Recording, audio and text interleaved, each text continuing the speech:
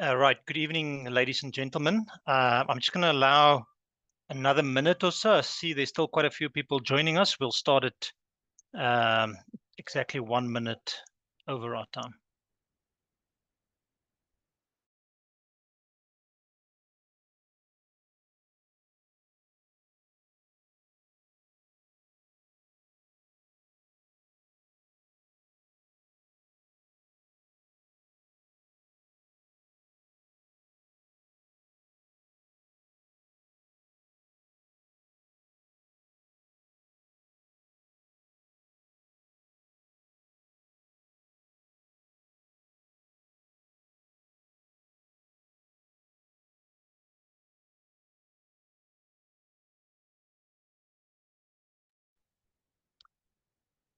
Okay, good evening, ladies and gentlemen.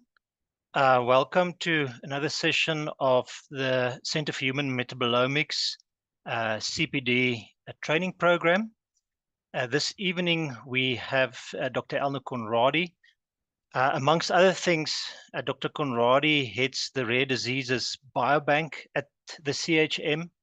And if I can say just one or two things about her, she is also the Director at Large of Asia and Africa, the ISBER Director at Large. Now, ISBER stands for the International Society for Biobanking and Environmental Repositories. I think I got that right this time, Elne. So she is going to talk to us tonight about a topic that's very close to my heart, and that is the value of biobanking for rare undiagnosed patients, clinicians, and rare disease researchers. Now, Elne is very passionate about biobanking and using it as a tool to enable scientists to do research and also to advance patient care. So I look forward to this, Elne, and thank you for your presentation this evening. Thank you for the introduction, Chris. Thank you also for everybody that's joining us. I hope everyone in the audience has had a chance to go vote. I think the queues are still busy.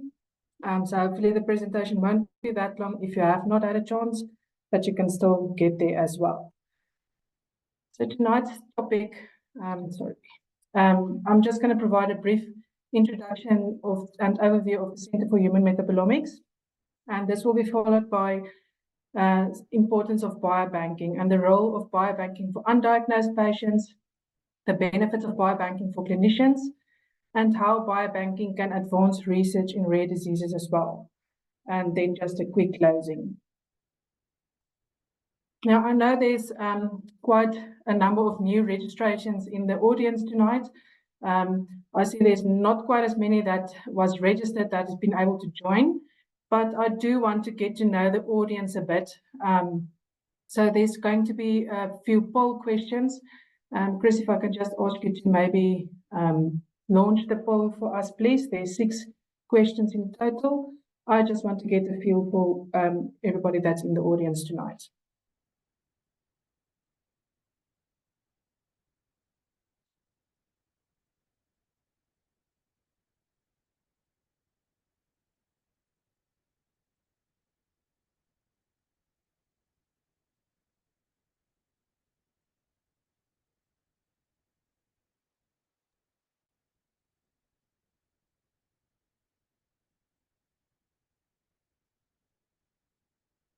Elne, I hope I'm doing this right.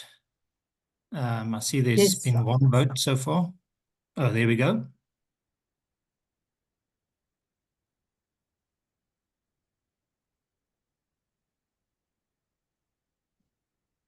I think we'll allow about 2 or 3 minutes just so that everybody can get a chance to take part in the poll, and then we can show the results.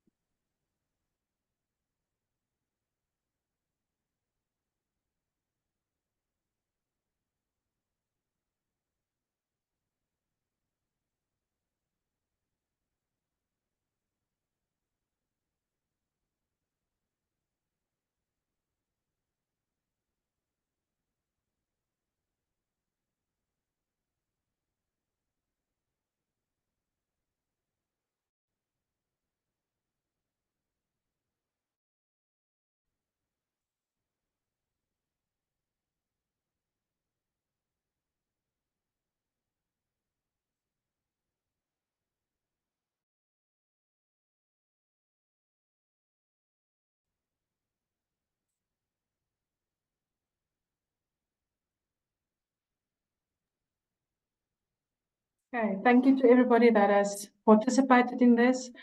Chris, if you can just end the poll and share the results for us, please.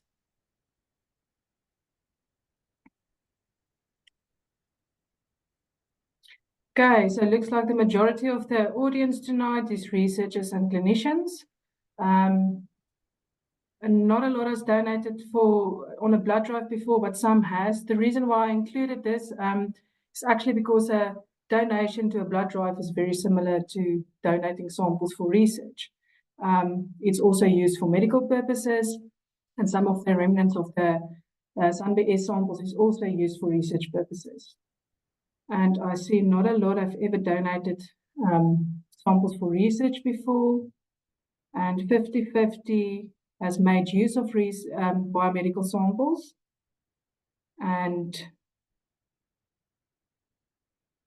majority has not donated samples for research purposes or made use of biobank samples before, and majority says they know what a biobank is and how it works. Okay, thank you very much for this. It helps me to plan my presentation further.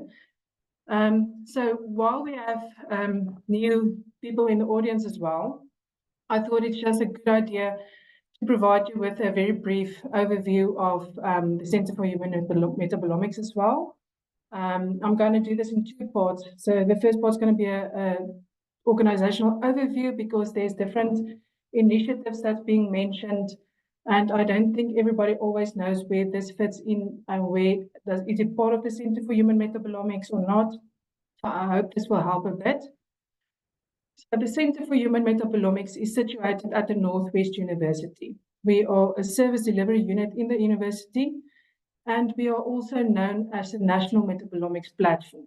So our website is the National Metabolomics Platform.co.za.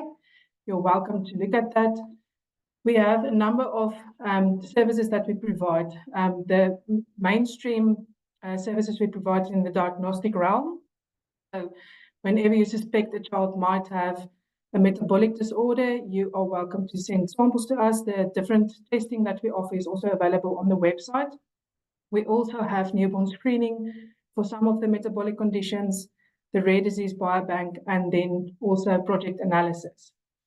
The Center for Human Metabolomics, because we are an expert center and specialized services, we also get funding from government institutions, namely Diplomix, the Technological Innovation Agency, or TIA, and the Department for Science and Innovation.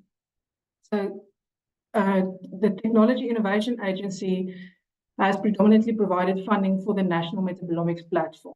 This is to provide metabolomics expertise to researchers as well. So if you ever have a research request that you want to do some metabolomics or metabolic testing on, please feel free to contact us to see if we can help you to provide the testing. Then recently, Diplomix has also provided funding for the Elne initiative.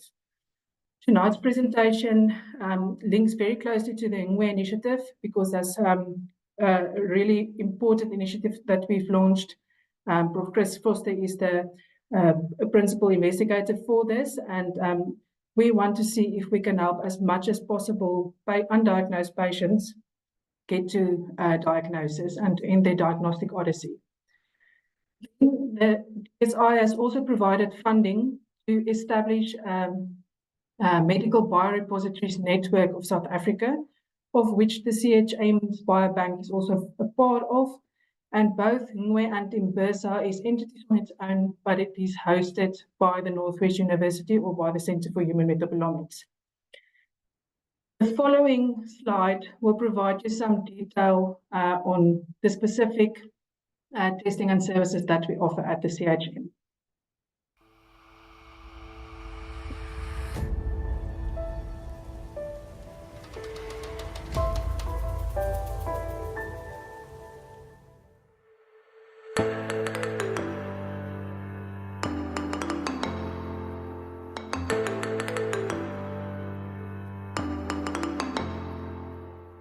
"300 million people are living with a rare disease around the world. Many of these diseases start from birth and go undiagnosed for many years.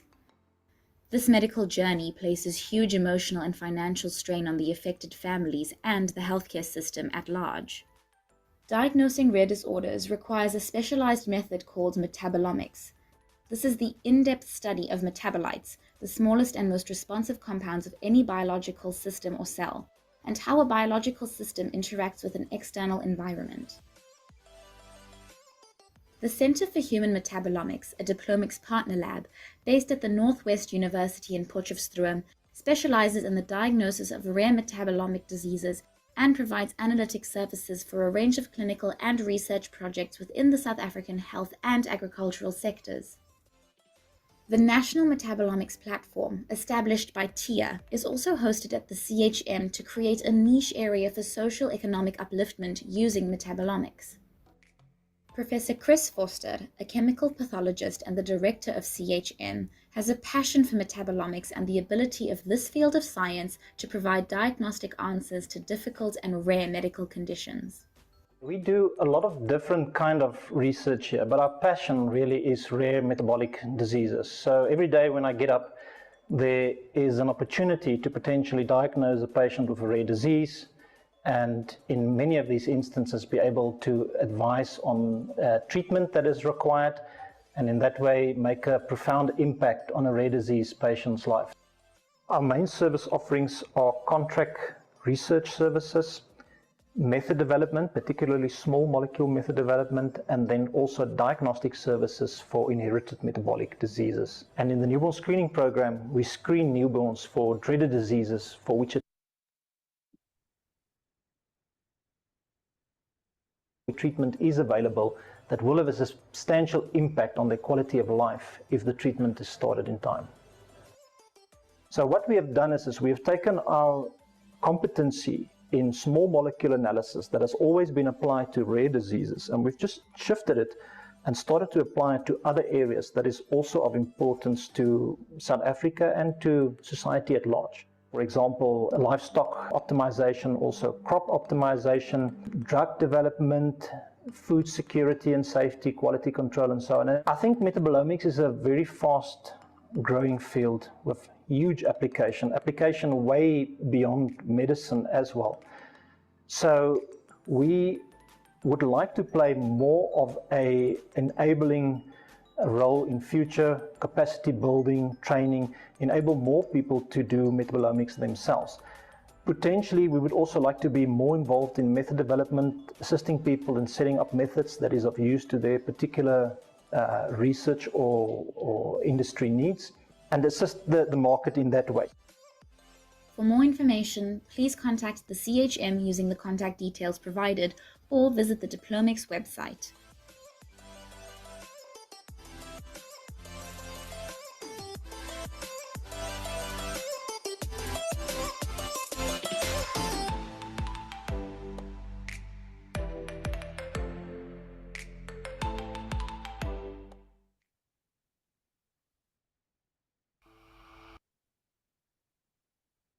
So in a nutshell, that's basically what we offer, but it's never as easy and straightforward as that.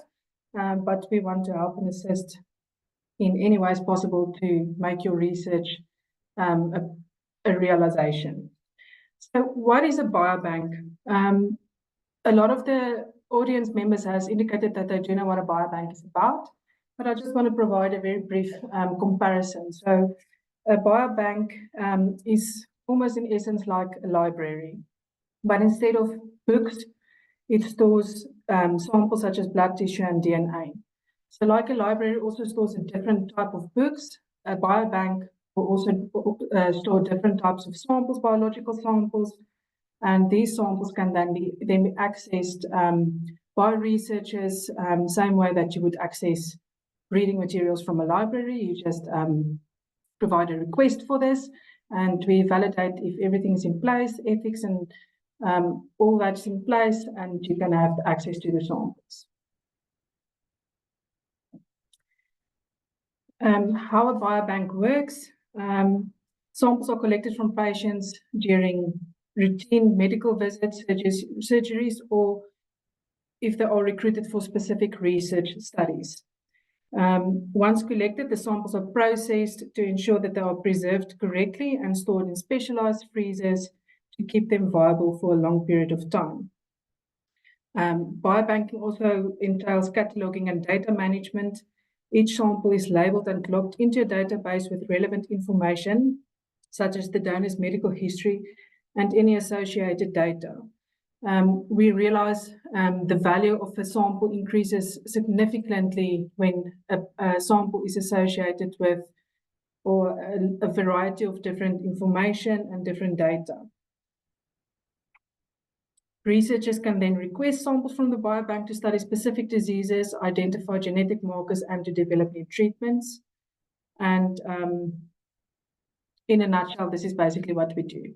The biobank also offers services in terms of recruiting participants if you want a specific cohort of a disease.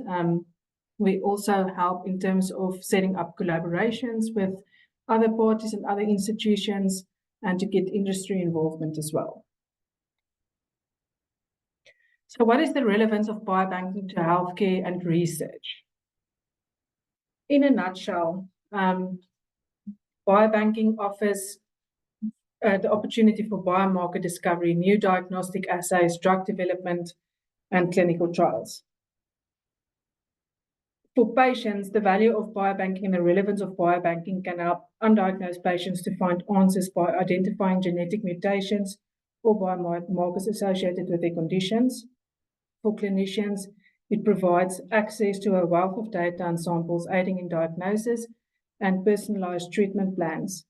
And for researchers, biobanks are crucial to provide necessary samples to understand these conditions better and to develop new therapies. I've seen from our poll questions that there's not a lot of patients in the audience tonight. But I do want to take a few minutes to highlight some of the changes and challenges faced by rare disease patients and by undiagnosed patients. I've asked Dr. Helen Malherbe to share some insights into the challenges faced by rare disease patients and patients without a diagnosis. She was very kind to provide me with a link to the following 2 articles. I do want to recommend to our clinicians and researchers in the audience to please take time to read this. Dr. Malherbe has also highlighted that, unfortunately, majority of challenges associated with rare disease research and patient management is published by clinicians and by researchers and not by the patients themselves. And I've also asked her permission to quote her on the following. She said that one of the biggest problems patients face is isolation, when they first realize there's an issue even before a diagnosis. The long diagnostic odyssey is further isolating and also impact on finances. Patients may be unable to work, or parents may have to stop working to care full-time, or repeatedly take time off work for treatments, and employees is not always understanding. This also has an impact on unaffected siblings and family members.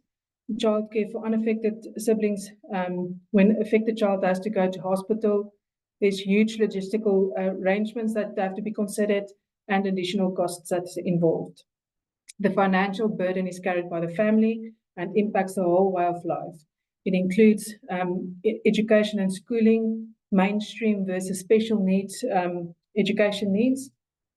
And the biggest thing that makes a difference is connecting with others in the same situation. It helps more than can ever be understood, and this type of support cannot be found elsewhere.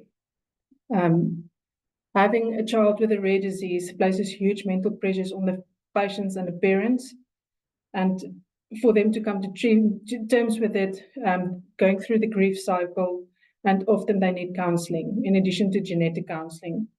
It can also cause family trauma when a family member, usually a mother, maybe gets blamed for the condition, and the father often leaves as a result, and often the rest of the family also blames the person. There's a lot of stigma and shame and further marginalization involved. And in the context of all this, fighting to get a diagnosis and treatment, either privately or in the state, is an additional burden. And one of the most important issues, the patients or caregivers live with this condition 24/7. and are the actual experts on the condition, but yet they are not recognized as the experts on this. They very often have to sit while the doctor Googles the condition, as they have never seen such a patient before, and the lay expertise that the patients have is not recognized, which should get a patient an equal seat at the table with other stakeholders, and they are very often overlooked. Helen, thank you for sharing this insights with me, and I do think this will help us a little bit to understand the other side of the coin, and I think it's really important if we want to combat rare diseases and make the patient voices heard, that we work more closely with the patients themselves and to make sure that we increase their voices and hear what they have to say. I've got another short video clip just to highlight a little bit of the emotional challenges faced by parents of children living with rare diseases. This is actually a full video that can be found on our NMP website, and it's associated with the value of newborn screening and diagnosing a child early on versus a late diagnosis. You can please access the full video on the website. This is just a very short clip. After 3 years of marriage, we decided to have a baby, well planned, excited, and Devon was born. He was born on the 19th of April, 85. And then after a week, I noticed that he was a bit sleepy and he didn't want to drink. And he skipped some feedings. The doctor said he should be admitted. He lost too much weight. And then on Mother's Day he died.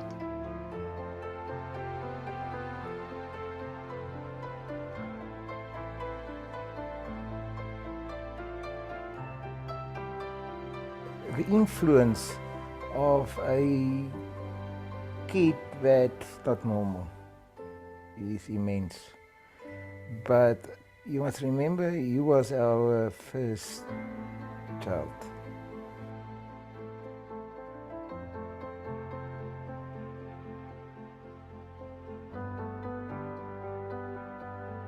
After birth, holding him for the first time, it was, that feeling of awe, and it's such a miracle.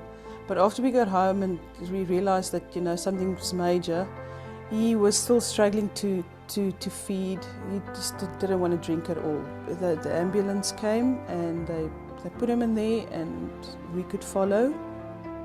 And then they booked him in and we sat and waited until they put all the machines and things on.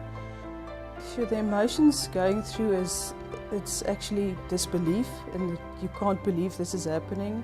The doctor said, she explained the whole enzyme thing, and his body can't break down the protein to use it, and they can't do anything for him more because he's already declared brain dead and his kidneys aren't working, and soon his heart will also give in. So we must just decide when we want to switch with the machines.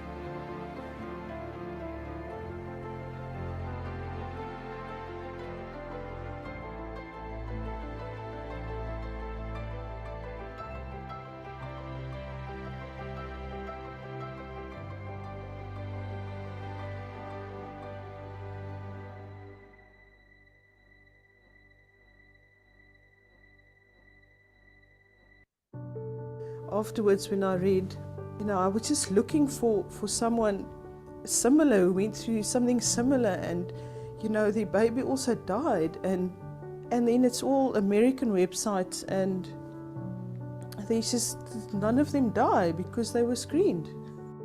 Even if the baby, let's say that I'm carrying now, has IVA, they wouldn't recommend,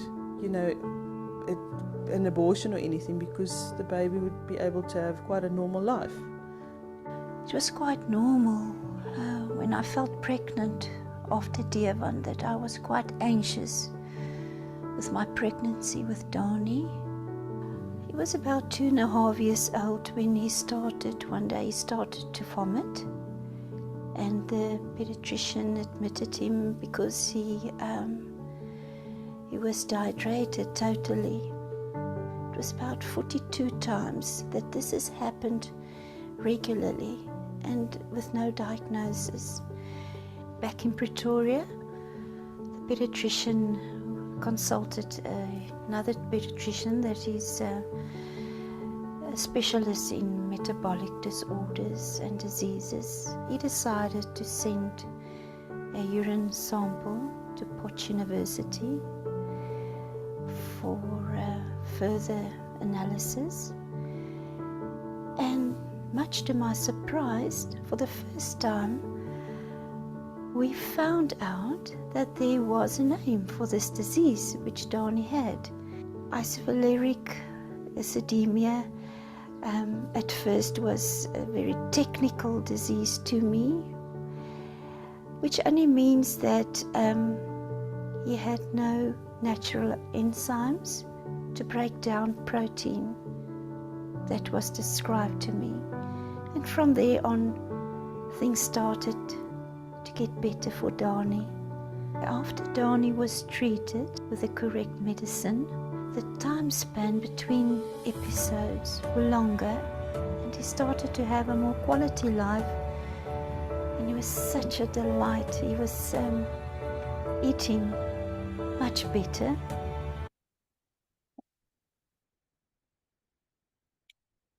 Isovaleric acidemia is just one of the many rare diseases and many metabolic diseases. Thank you to the families who have shared their stories, and please also encourage fellow patients to share their stories. We can all learn from your experiences as well. So the role of biobanking for undiagnosed patients. It can be a pathway to a diagnosis. It can give you hopeful answers. Contributing samples to a biobank increases the chance of eventually receiving a diagnosis. Research conducted on these samples may identify new genetic markers or disease mechanisms that explain their symptoms. It can also provide access to advanced diagnostics. Patients may benefit from cutting-edge diagnostic tools and technologies used in biobank research, potentially leading to a quicker and more accurate diagnosis. It can also provide personalized treatment options. Targeted therapies make use of discoveries that from biobank research that can lead to the development of personalized treatments tailored for patient-specific genetic profiles, improving treatment efficacies and reducing side effects. It can also provide improved care plans. Insights gained from biobank studies can help clinicians develop more effective and individualized care plans based on a deeper understanding of the patient's conditions. In some instances, a biobank may also offer opportunity to access clinical trials, which can lead to innovative therapies. Patients participating in biobanks may be identified as candidates for clinical trials, giving them access to new and potential effective treatments before they are widely available. It can also provide an opportunity for enhanced monitoring. Participation in clinical trials often include thorough monitoring and additional medical support, which can provide better management for their condition. Biobanking also offers the opportunity to contribute to future research. There's a very big value in the legacy of knowledge. Patients can take pride in knowing that their participation is contributing to scientific knowledge that may benefit others with similar undiagnosed conditions in the future. And it also provides community support. Being part of a research initiative can provide a sense of belonging and connection to a larger community of patients and researchers working towards common goals. The role of biobanking can also offer a better understanding of disease, the comprehensive health insights. The detailed analysis conducted on biobank samples can provide patients with more comprehensive insights into their health, potentially revealing information about disease progression and associated risks. And also family planning. For genetic conditions, biobank research can provide valuable information for family planning and genetic counseling, helping patients make informed decisions about their futures. It can also lead to empowerment and advocacy by patients taking an active role in research. Participating in a biobank allows patients not just to be actively involved in a research process, but to also contribute to advancements that directly impact their health and well-being. Patients can become advocates for their condition, helping to raise awareness and drive support for rare and undiagnosed diseases. Long-term health monitoring. Patients involved in biobank studies often receive regular health checkups and monitoring, ensuring ongoing attention to the condition and any changes that occur over time. And preventive care, early detection and potential health issues through biobank research can lead to preventive measures that improve long-term health outcomes.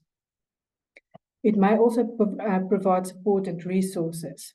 Access to information. Biobanks often provide patients with access to the latest research findings and information about the condition, helping them stay informed and engaged in the healthcare sector. It can also provide emotional and psychological support.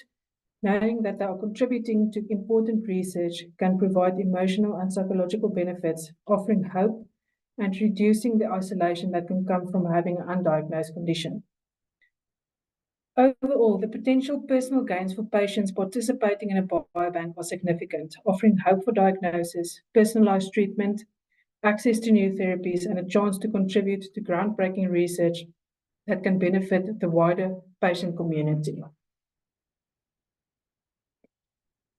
The following example shows how a biobank can help an undiagnosed patient get to an answer, and also how it can help a clinician to provide the best treatment options for their patients.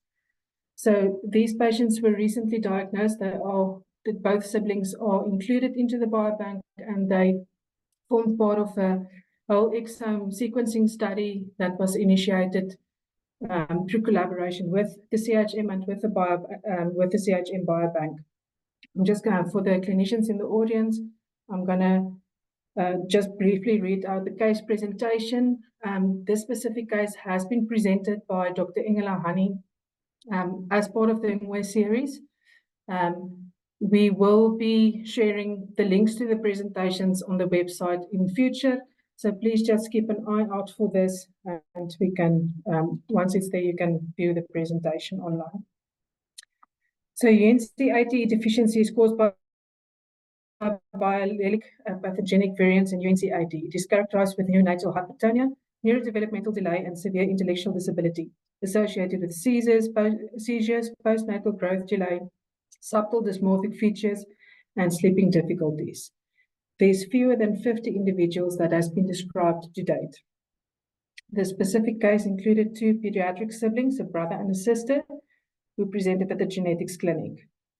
The brother was 9 months old and he presented with poor growth, hypertonia, and neurodevelopmental delays. He was not overly dysmorphic, but had a long face and high palate. Both these tests didn't descend. Extensive genetic testing, which included chromosomal studies and a chromosomal microarray, CDG isoelectric focusing, as well as metabolic study came back normal. An MRI of his brain was also normal. His sister was born when he was 4 years old with similar features. Her features were mild, but she also had growth delay and hypertonia. Whole exome sequencing of both children identified a likely pathogenic homozygous variant in the UNC80 gene. Their mother was confirmed to be a carrier of this variant. So UNC80 deficiency is an inherited autosomal recessive manner. There is no cure, but management includes developmental services and educational support, treatment of sleep difficulties, seizures and irritability, feeding by gastronomy, and orthopedic management of scoliosis and contractures. The life expectancy is reduced, with the oldest individual reported at 17 years old, and genetic counseling and prenatal diagnosis can be offered for families. Transitioning from the patient stories through this example to the benefits of biobanking from clinicians. Biobanking offers numerous benefits for the clinician, enhancing their ability to diagnose, treat, and manage rare diseases more effectively. Some key benefits include enhanced diagnostic capabilities through the access to comprehensive data. Clinicians can access detailed genetic, molecular, and clinical data from biobank samples, which can help in diagnosing complex and rare conditions more accurately. And also through the identification of biomarkers Biobanks facilitated discovery of biomarkers, which can be used for early diagnosis and monitoring disease progression.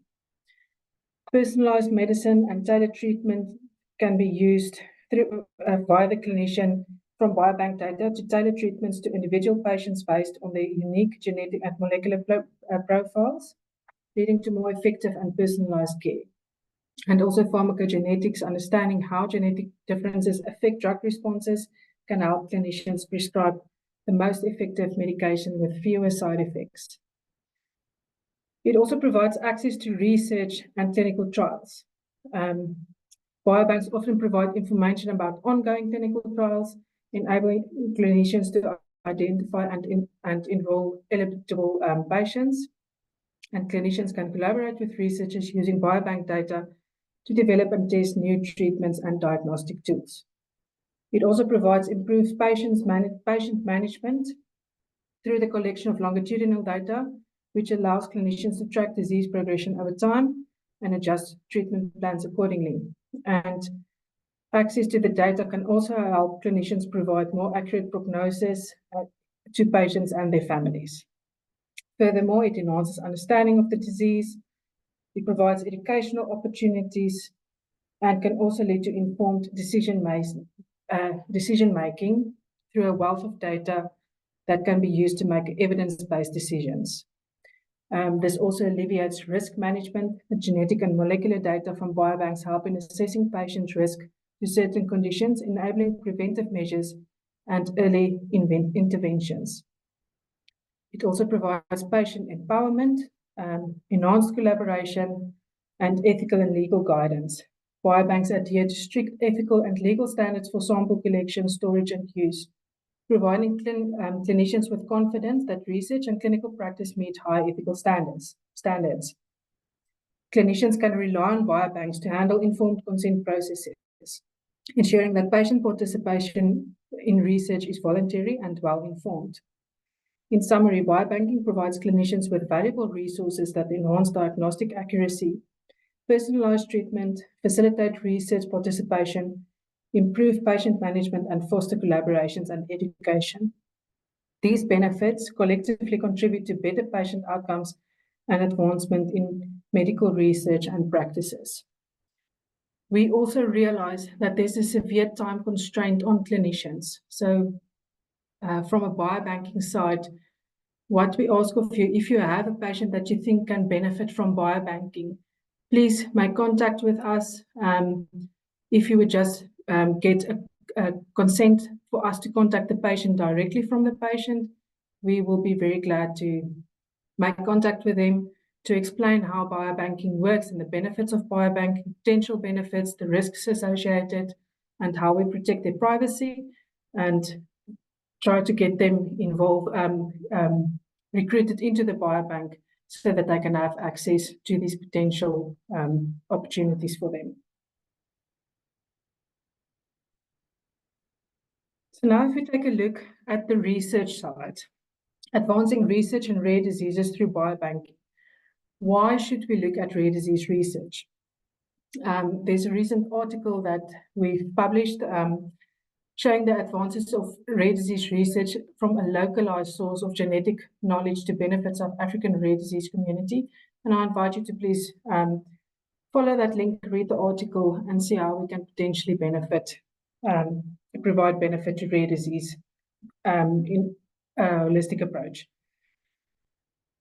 Rare disease research offers comprehensive data collection.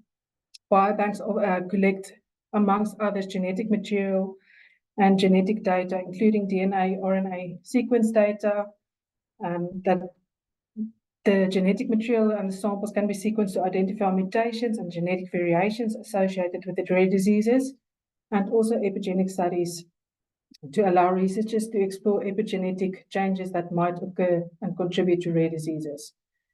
We store a variety of biological samples.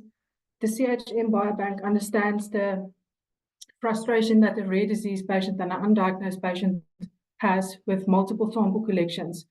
And we try to avoid unnecessary sample collections by rather banking the remnant samples that we have in our diagnostic facility And once there is a specific research request, we make contact with the patients to ask them for the specific samples that is required.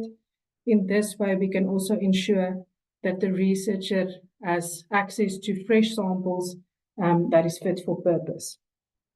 A biobank stores a lot of clinical data, phenotypical information, and longitudinal data that enables high throughput research on large scale studies, genomic studies, multi-omics approaches through data integration and analysis, the inclusion of bioinformatics, and in future, maybe even possibly artificial intelligence. There's one biobanker in Australia that is looking into a solution where the multi-omics and multiple data that's associated with sample can be linked sort of in a way that whenever you have a patient and you input a patient that's undiagnosed into a system, it will draw from similar cases throughout the database and make correlations there for you that you can see if the patient might actually have the same diagnosis as one of the patients that's already in a biobank. A biobank also facilitates collaboration and interdisciplinary research through the involvement of cross-disciplinary teams amongst geneticists, clinicians, bioinformaticians, and you name it. There's a lot of people that's involved in rare disease research, and we really want to make sure that we draw the connections and make the collaborations so that it can be a team effort. It also provides public-private partnerships, a lot of industry collaboration, different academic alliances, and it might also accelerate therapeutic development, target identification and validation, biomarker discoveries, drug targets, preclinical research, and as I mentioned previously as well, potential access to clinical trials. It also provides improving diagnostic tools, even through exploratory research protocols or diagnostic testing. It at least offers a chance to additional tests that can be offered to patients, and biomarker-based diagnostics. The policy and ethical frameworks include standardization. We make use of best practices, establishing standardized protocols for sample collection, storage, and data sharing to ensure that we have a quality and reproducibility in research. We also make sure that we adhere to ethical guidelines and developing ethical guidelines to protect patient privacy and ensure informed consent so that we have a public trust in the biobank and biobank research. We also offer guidance to researchers, providing regulatory frameworks that support rare disease research while ensuring compliance with legal and ethical standards. And then also advocacy. Biobanks can advocate for policies and funding that support rare disease research, benefiting both the research community and the patients. In conclusion, biobanking is a powerful tool for advancing research in rare diseases by enabling comprehensive data collection, facilitating collaboration, accelerating therapeutic development, improving diagnostic tools, and supporting robust policy frameworks. Biobanks play a crucial role in uncovering the genetic and molecular underpinnings of rare diseases and translating these findings into clinical practice. This ultimately leads to better outcomes for patients and advances our understanding of these complex conditions. This is a slide that Chris has actually developed. So he did a search on keywords in terms of rare disease, tuberculosis, and HIV, just to see how many citations and popped up on this. And the graph is really clear that rare disease research yields far more publications than HIV and TB. So for the researchers in the audience, please keep this in mind. I think this is an extra incentive and motivation that there's definitely a need for research on this. Otherwise, there would not be that many people that invest time and research funding on rare disease research. Just to close off tonight's session, I briefly mentioned Ngwe at the start of the talk. So Ngwe is an initiative that is established to help undiagnosed patients in the diagnostic odyssey and get to an answer. We want to implore on all of the clinicians and the researchers in the audience tonight, if you have not yet signed a pledge and become part of the Unwe initiative, I'm briefly going to show you an introduction video on Unwe and what it entails. Please go look us up on the website, and if you are willing to put the patient first and to contribute and do everything in your power to help a patient get to a diagnosis, please take the time to sign the pledge as well.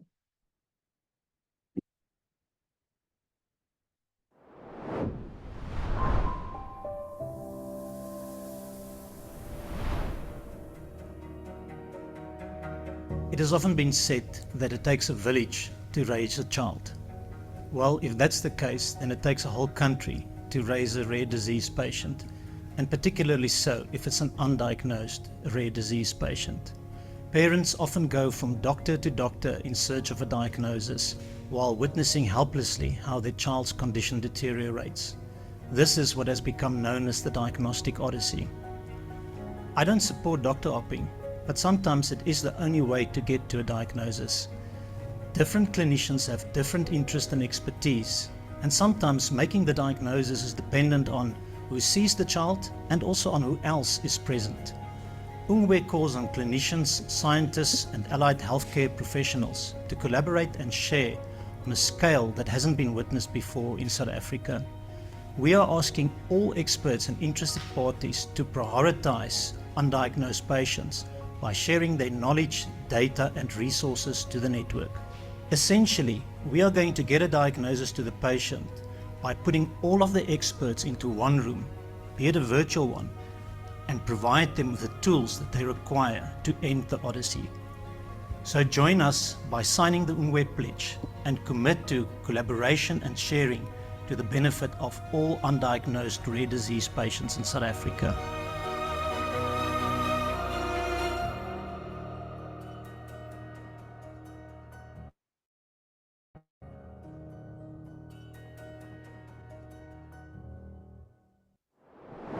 Just a few closing remarks, and I just want to recap for the patients in the audience. If you have not yet done so, please visit the Rare Disease South Africa website. There's a lot of help and additional resources that's available to patients, and just a way to link up with fellow patients and families that's going through the same as you.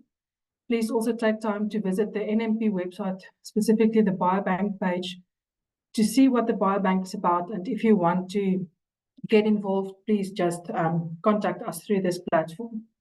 For the clinicians as well, please visit our NMP website, the diagnostic page that provides the range of services that we offer on a diagnostic level, as well as the Biobank information page if you've got a patient that you think might benefit from being part of the CHM Biobank. And then also, I want to challenge you to sign the web pledge. Just follow the website and read through the pledge and see if you are up for the challenge. The same goes for the researchers in the audience as well. If you have a specific research question, or if you want to get involved but you don't really have a project or know what to have an idea of what you want to do yet, please contact us. There's a different section for project analysis on the NMP website as well, and then also the Biobank information page. You can just contact us through that. And please also take time to sign the web pledge if you are willing to make a change for patients. Thank you very much to everybody for taking time out tonight on a public holiday, and looking forward to some further discussions.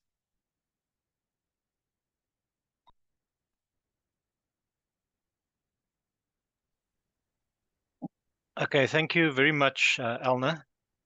That was a mouthful. I've got a lot of questions, but there's already questions from the audience. Let me just first, before I provide you with the questions, let me just first say, if you do have a question, just post it in the question and answer section. Or if you'd like me to unmute you, you can just indicate that as well.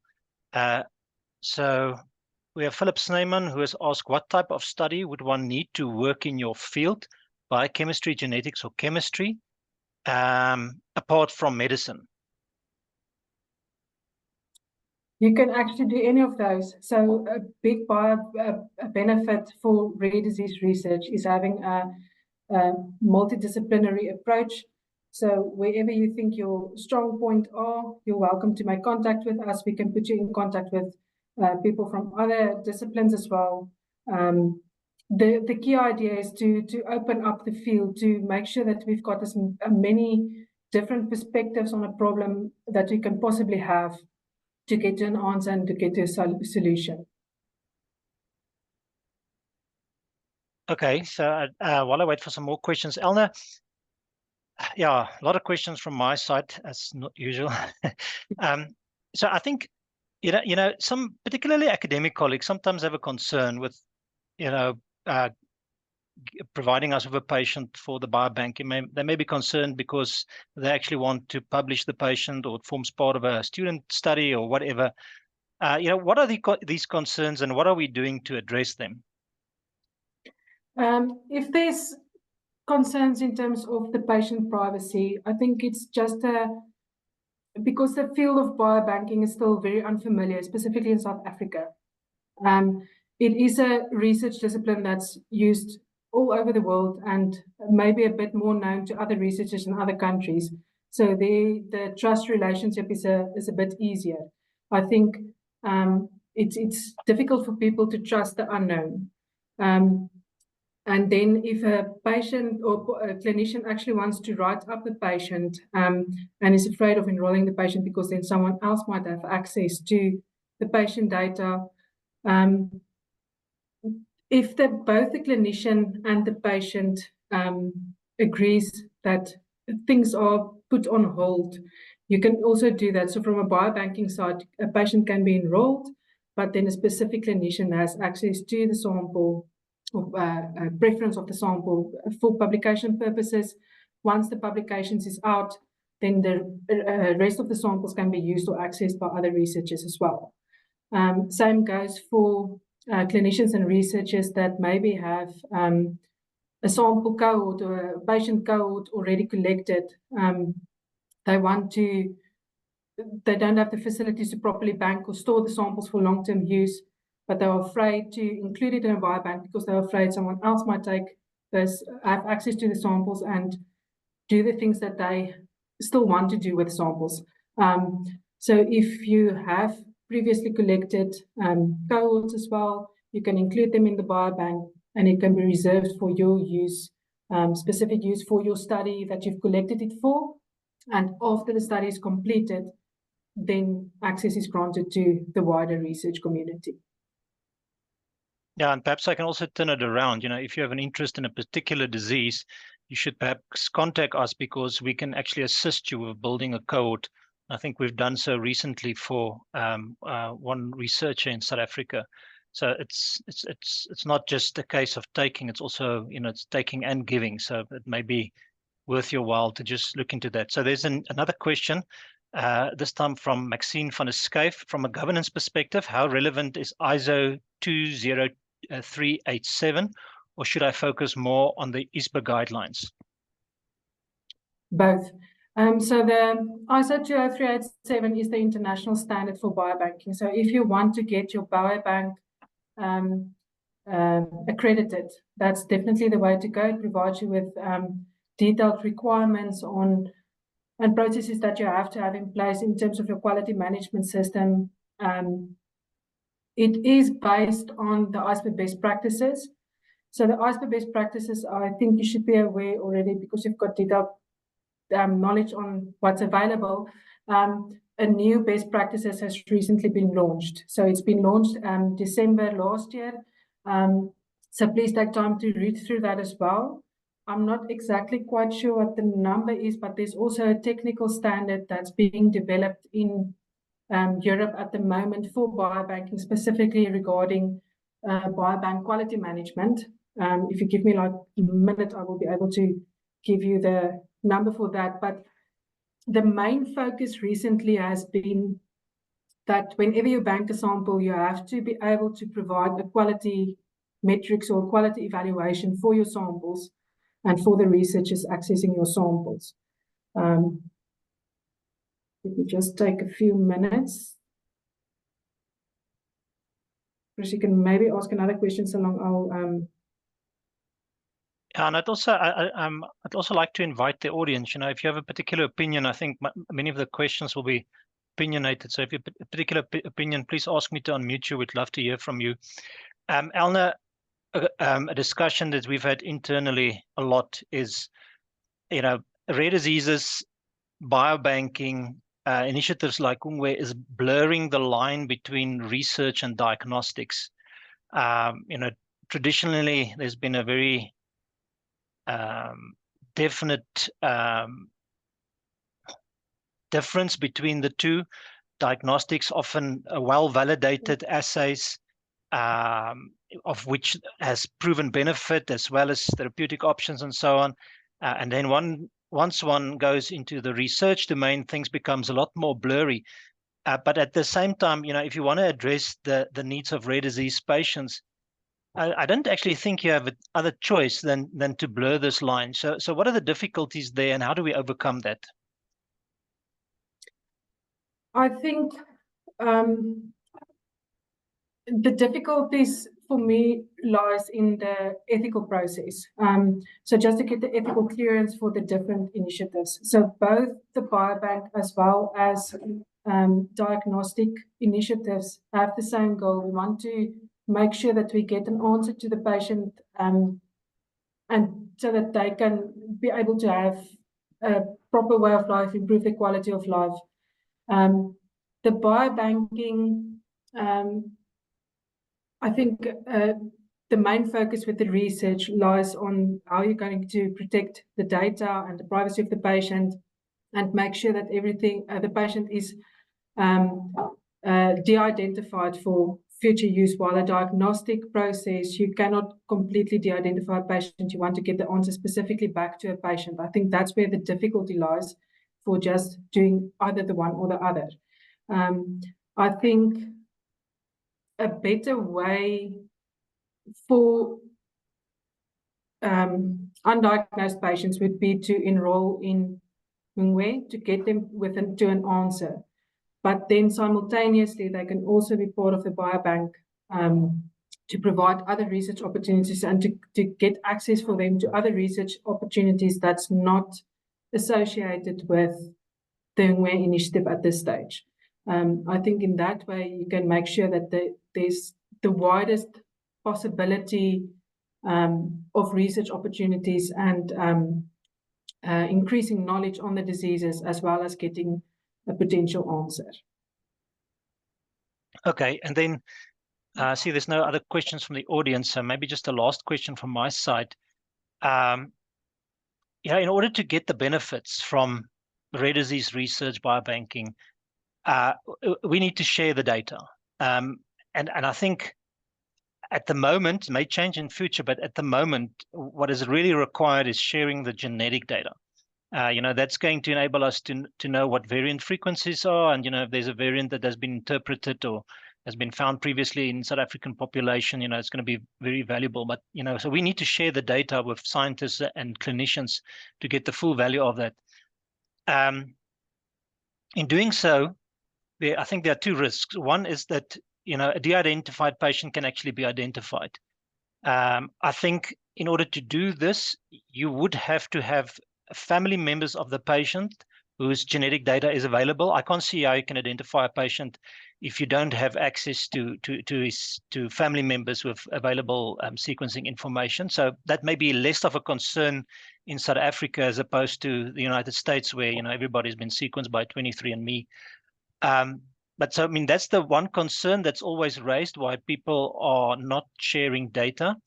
And then the other concern is that, you know, once we know what the variants are and what we need to test for, then international pharma comes along and or diagnostic companies, and they design chips and things and sell it back to, use our own data and basically sell it back to at exorbitant prices.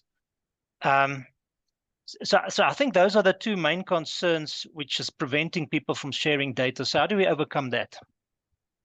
Yeah, that's a mouthful. I don't have a clear question at this stage. So I think the unsure and the unknown on genetic data is the thing that is a big hindrance and a big stumbling block at this stage. And I think that's why specifically ethics committees focus so much on that. There's just so many opportunities for these type of data to be misused and not used for the reasons why it has been collected. It also makes consenting very difficult. You can inform a patient about some of the risks, but not all of the risks.